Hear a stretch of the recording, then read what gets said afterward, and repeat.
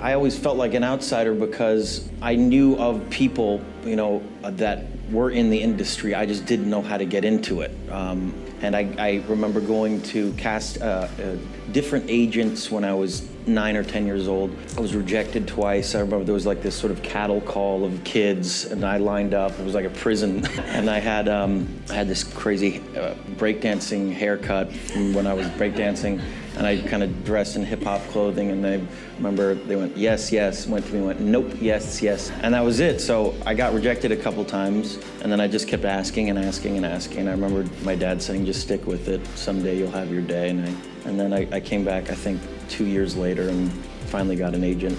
I'm sort of on a tirade trying to promote this film because I just want to see more films like this out there as a fan of movies. But as far as awards are concerned, the truth is there's a lot of peace of mind in it because you really realize that you ultimately have no control of these things. Honestly, I do these movies because I really love movies and I want to make great movies. All that stuff is totally beyond your control. It really is.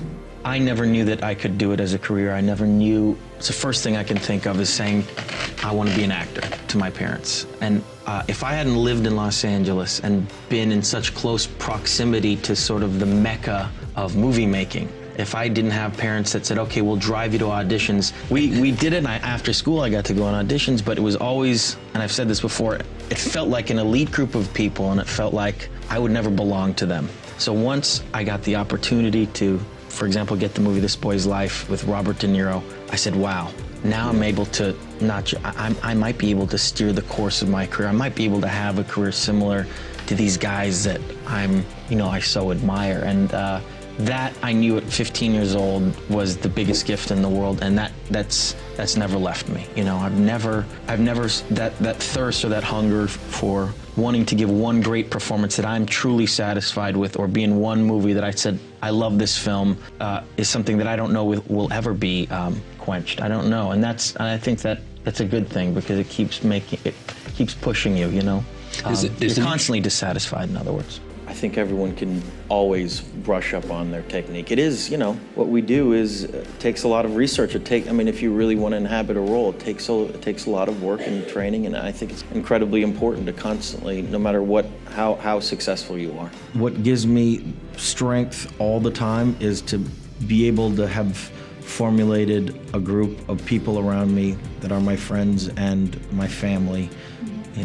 Those two words are enmeshed in my opinion, but as insane as my life can be sometimes is always refreshing, and they're always so honest with me, and I'm so thankful for that.